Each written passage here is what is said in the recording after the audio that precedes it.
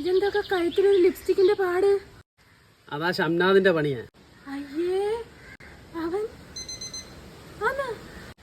എന്താന്ന് നീ അവനെ കളിയാക്കിയപ്പം വെച്ച് തേച്ചെന്ന് എന്തോ? നിനക്കെന്തോ ഇത്ര കളിയാക്കല്? വെറുതെ ഇരുന്ന് അവർക്ക് നീ തീറ്റ ഇട്ട് കൊടുത്തല്ലോ.